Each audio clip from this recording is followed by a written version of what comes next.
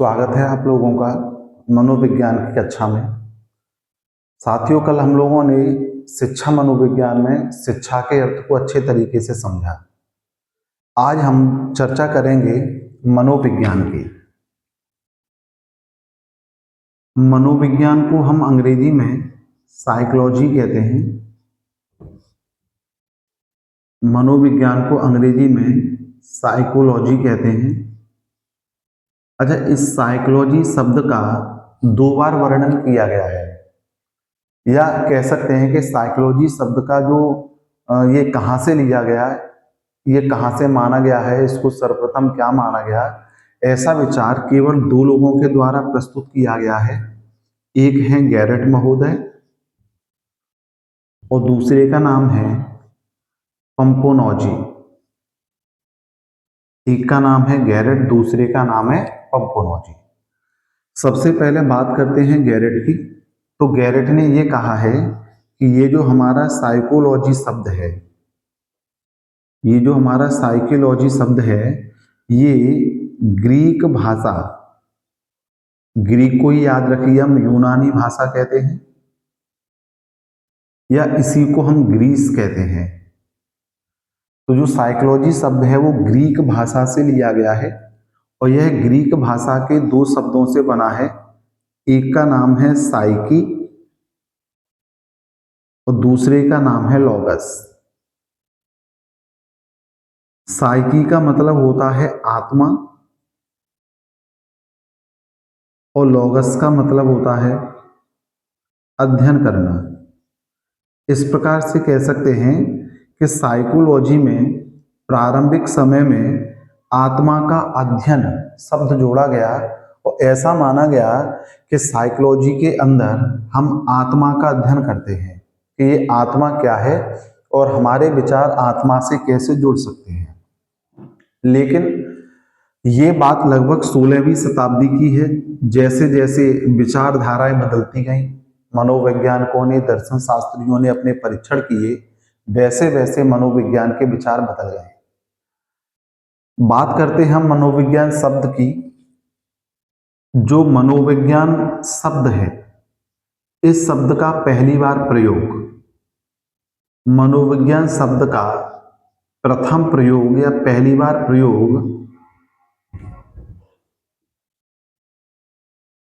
एक पुस्तक में किया गया है, जिस पुस्तक का नाम है साइकोलॉजिया। ध्यान रखिए, इस साइकोलॉजिया को हम मनोविज्ञान का प्रथम ग्रंथ या मनोविज्ञान की पहली पुस्तक भी कहते हैं। और मनोविज्ञान की पहली जो पुस्तक है, जिसको हम साइकोलॉजिया कह रहे हैं, इस पुस्तक का लेखक है रुडोल्फ गोल्काय। रुडोल्फ गोल्काय। कहीं कहीं पे गोल्किल भी लिखा रहता है, शब्द एक ही है। दोबारा से समझिए, जो शिक्षा मनोविज्ञान है वो दो शब्दों से मिलकर बना है। एक है शिक्षा, दूसरा है मनोविज्ञान। शिक्षा को हम पढ़ चुके हैं, मनोविज्ञान की चर्चा कर रहे हैं। तो मनोविज्ञान जो शब्द है, इस मनोविज्ञान शब्द का पहली बार प्रयोग साइकोलॉजिया नामक पुस्तक में किया गया है और इस पुस्तक का लेखक रुडोल्फ गोल्काय है। इसे मनोविज्ञान का प्रथम ग्रंथ या मनोविज्ञान की पहली पुस्तक कहा जाता है। दूसरी बात करते हैं कि ये जो मनोविज्ञान शब्द है उसको अंग्रेजी में साइकोलॉजी कहते हैं और साइकोलॉजी शब्द कहाँ से लिया गया है, ये सबसे पहली बार वर्णन किसने किया है?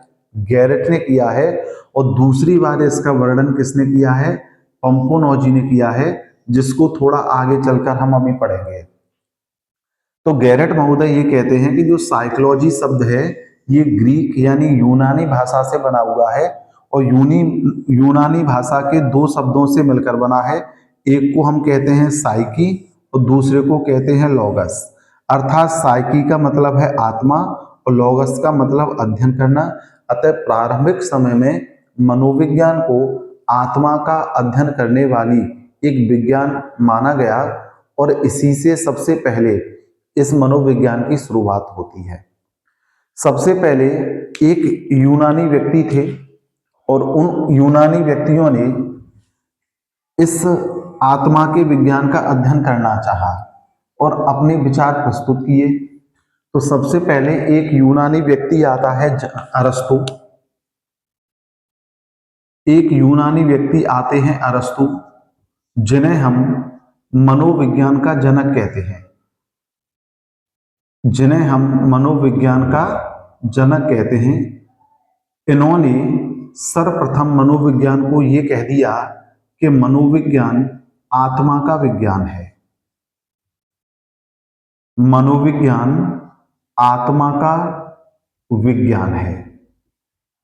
तो हम कह सकते हैं कि 16वीं शताब्दी में इस मनोविज्ञान को आत्मा का विज्ञान कहा गया। और आत्मा का विज्ञान जब कहा गया तो हम कह सकते हैं कि ये मनोविज्ञान है, ये हमारे दर्शन शास्त्र की एक शाखा के रूप में मानी गई। अब दर्शन शास्त्र की शाखा के रूप में क्यों मानी गई, ये प्रश्न टेट में पूछा गया है कि मनोविज्ञान को प्रारंभिक चरण में किसकी शाखा माना गया, तो इसको दर्शन शास्त्र की शाखा माना गया।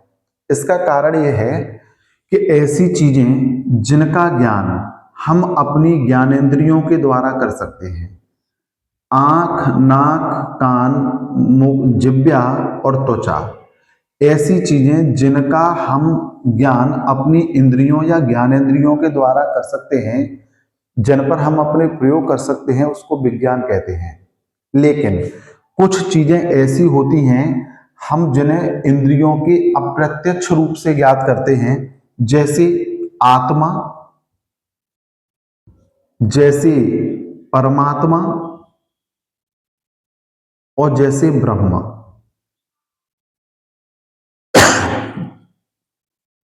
इनका अध्ययन अगर किया जाता है तो उसे हम दर्शन शास्त्र कहते हैं। तो अतः आत्मा जब शब्द का प्रयोग किया गया तो हम कह सकते हैं कि मनोविज्ञान प्रारंभिक चरण में किसकी शाखा है, दर्शन शास्त्र की शाखा है। और अरस्तु महोदय का समर्थन करने के लिए इनके शिष्य प्लेटो,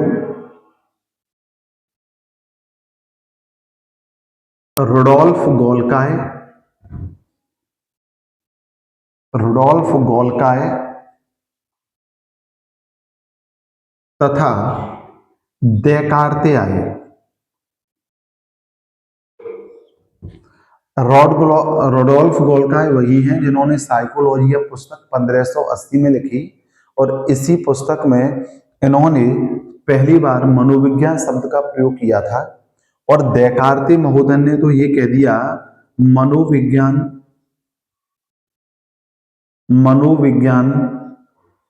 ही आत्मा है और आत्मा ही खून है। कुछ जगह यह भी लिखा मिलता है कि मनोविज्ञान ही खून है और खून ही आत्मा है। अर्थात ऐसे समझिए कि जब व्यक्ति डेड हो जाता है, और जब वो व्यक्ति डेड हो जाता है तो उस व्यक्ति के अंदर ब्लड अर्थात खून समाप्त हो जाता है, और हम कह सकते हैं कि वो आदमी है, उसके शरीर से आत्मा निकल गई है। तो आत्मा क्या है, खून है, और खून ही क्या है, आत्मा है। तो वही शब्द देकार्ते कहते हैं कि मनोविज्ञान ही खून है और खून ही आत्मा है, या मनोविज्ञान ही आत्मा है और आत्मा ही खून है। तो इस प्रकार से हम कह सकते हैं कि इन सारे मनोवैज्ञानिकों ने मनोविज्ञान को आत्मा के रूप में स्वीकार किया। लेकिन इसे विज्ञान की शाखा हम नहीं कह सकते। विज्ञान उन्हीं चीजों को स्वीकार करता है जिसे देखा जा सके, जिसको महसूस किया जा सके, जिस पर प्रयोग किए जा सके, जिसका निष्कर्ष दिया जा सके। तो आत्मा एक ऐसा अमूर्त विषय था। अमूर्त का मतलब जिसको देख नहीं सकते, और मूर्त का मतलब जिसको हम देख सकते हैं। आत्मा एक ऐसा अमूर्त विषय था जिस पर परीक्षण करना मुश्किल था। अतः मनोविज्ञान को हम कह सकते हैं विज्ञान की एक शाखा के रूप में माना गया, लेकिन ये अभी स्वतंत्र रूप से नहीं आई। इसके बाद क्या हुआ, हम बात कर रहे थे कि दूसरी बार वर्गीकरण मनोविज्ञान का किया एक व्यक्ति ने, जिसका नाम है पंपोनॉजी।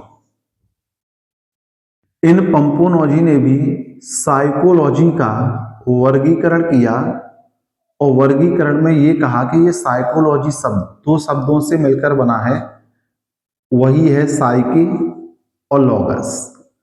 लेकिन इन्होंने अब की बार साइकी को आत्मा ना कह के ये कह दिया कि साइकी का मतलब होता है मन, अर्थात मस्तिष्क, कि आत्मा नहीं।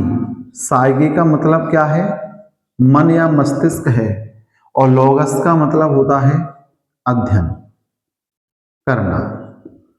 तो इस तरीके से पहली बार साइकोलॉजी का वर्गीकरण किया था गैरेट महोदय के द्वारा, और दूसरी बार पंपोनॉजी ने किया। ये दो ही ऐसे मनोवैज्ञानिक हैं या दर्शन शास्त्री हैं जिन्होंने मनोविज्ञान शब्द का वर्गीकरण किया। अब पंपोनॉजी का समर्थन करने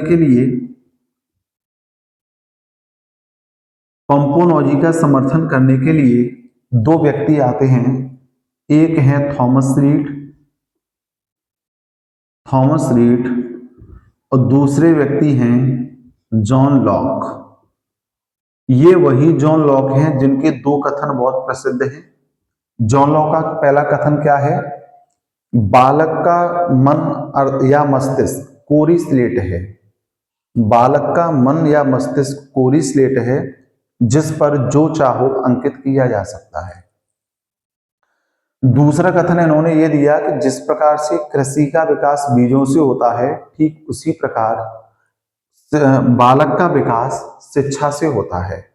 जिस प्रकार कृषि का विकास बीजों से होता है, उसी प्रकार बालक या मनुष्य का विकास शिक्षा से होता है। अतः इस प्रकार से 17वीं शताब्दी में मनोविज्ञान को किसके रूप में स्वीकार कर लिया गया, मन या मस्तिष्क के रूप में स्वीकार कर लिया गया। जिस प्रकार से आत्मा एक अमूर्त विषय था जिसको हम देख नहीं सकते, इसी प्रकार हमारा मन या मस्तिष्क भी एक ऐसा अमूर्त विषय था जिस पर हम अपने प्रयोग नहीं कर सकते, जिस पर हम वैज्ञानिक नियम लागू नहीं कर सकते।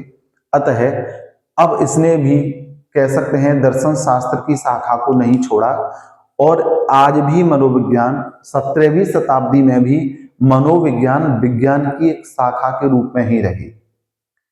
थोड़ा परिवर्तन आता है और वर्ष आता है 1879। वर्ष है 1879 और 1879 में जर्मनी का एक व्यक्ति है जिसका नाम है विलियम वुंट।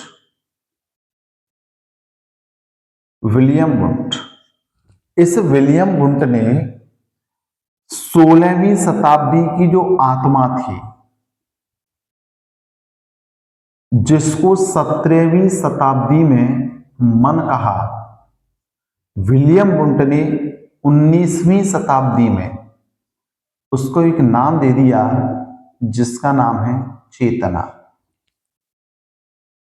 और इन्होंने विलियम वुंट ने इस चेतना पर परीक्षण करने के लिए जर्मनी के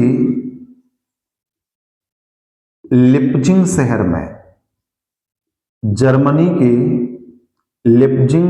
में मनोविज्ञान की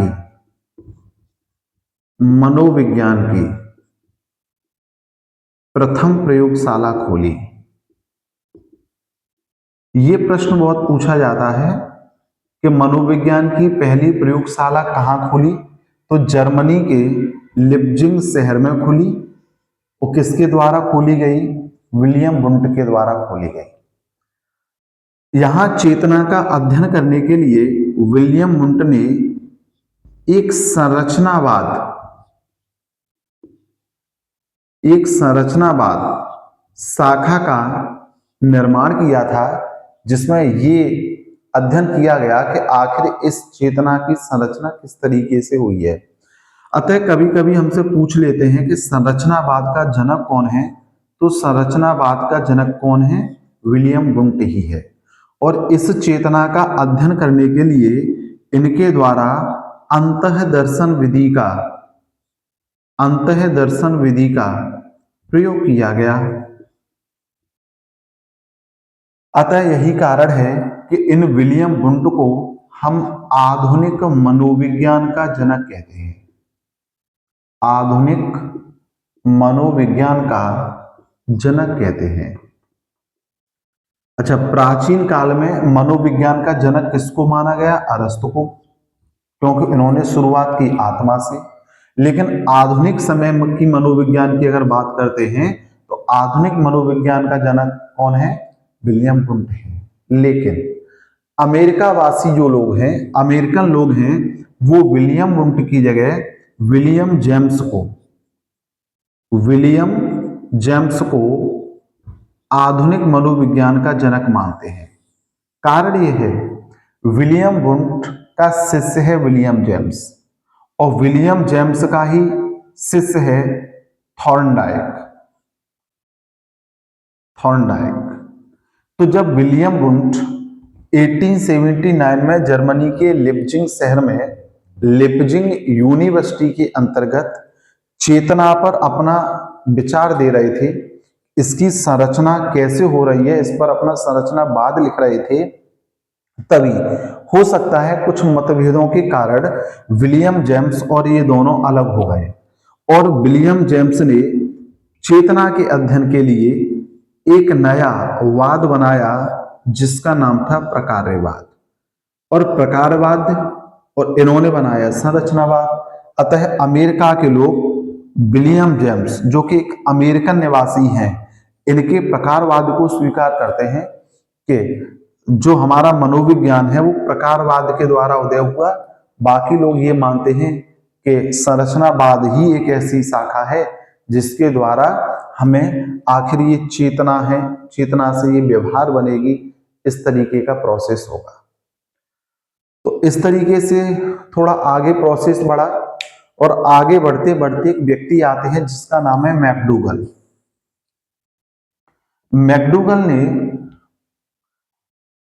मैकडूगल एक व्यक्ति हैं, और मैकडूगल ने अपनी एक पुस्तक लिखी, आउटलाइन ऑफ साइकोलॉजी।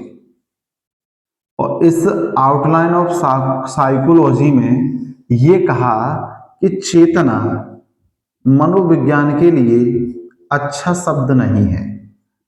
मनोविज्ञान को जो हम चेतना कह रहे हैं ना, ये चेतना एक अच्छा शब्द नहीं है, हमें इसको अन्य किसी नए नाम से जानना चाहिए।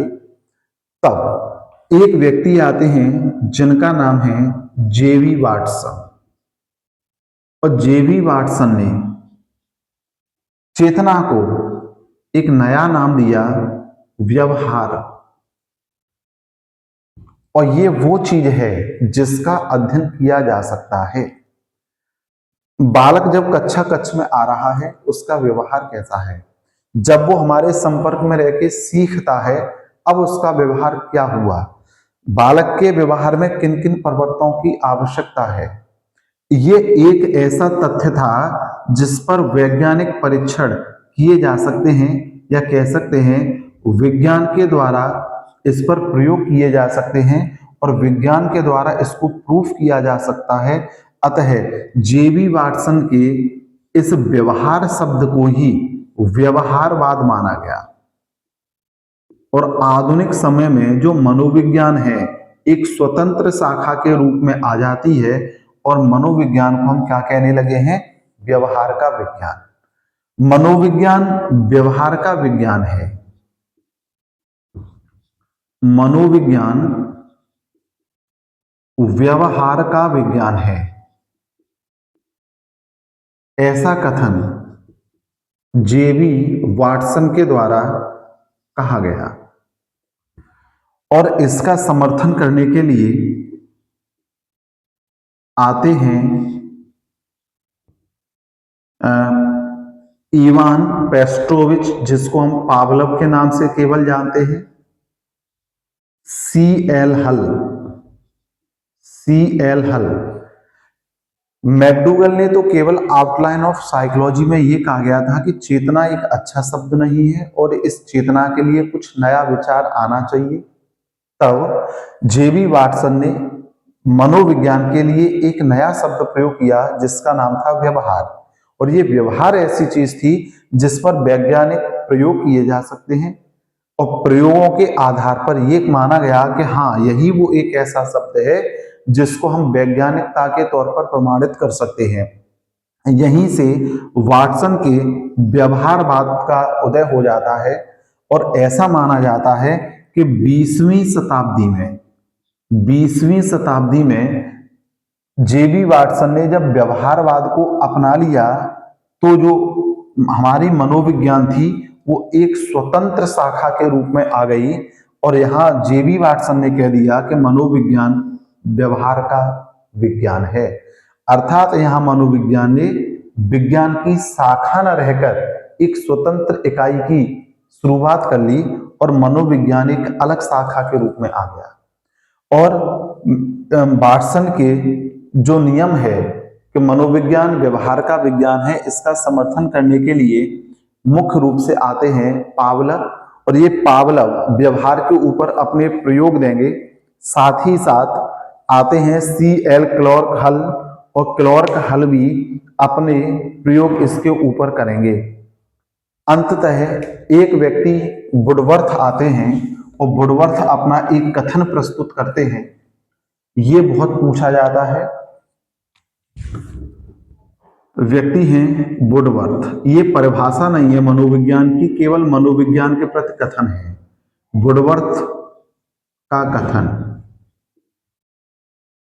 वुडवर्थ कहते हैं, अच्छा एक जरा थोड़ा समझिए, 16वीं शताब्दी में मनोविज्ञान को माना गया था आत्मा, 17वीं शताब्दी में इसको माना गया मन या मस्तिष्क, फिर 19वीं शताब्दी में आते आते इसका नाम हो गया चेतना,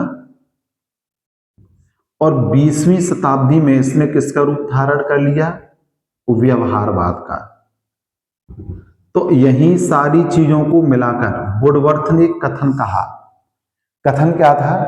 मनोविज्ञान ने पहले अपनी आत्मा का त्याग किया, फिर अपने मन का त्याग किया, फिर अपनी चेतना का त्याग किया, और आज वह व्यवहार के विज्ञान के रूप में है। ये वुडवर्थ का कथन है कि मनोविज्ञान ने पहले आत्मा का त्याग किया, फिर अपने मन का त्याग किया, फिर चेतना का त्याग किया, अब वह व्यवहार के रूप में है। इस तरीके से शिक्षा और मनोविज्ञान दोनों चीजों को हम लोगों ने समझ लिया है। अब शिक्षा मनोविज्ञान का जो इतिहास है, उस इतिहास की बात हम अगली वीडियो में करेंगे। इसके कुछ उपागम हैं, इसकी कुछ उपशाखाएं हैं, उन उपशाखाओं की बात भी कल के वीडियो में करेंगे। धन्यवाद। आराम से पढ़ते रहिए, जो भी डाउट हैं मुझे कमेंट्स में बताते रहिए। शुभ संध्या, शुभ रात्रि। लाइक करिए, शेयर करिए।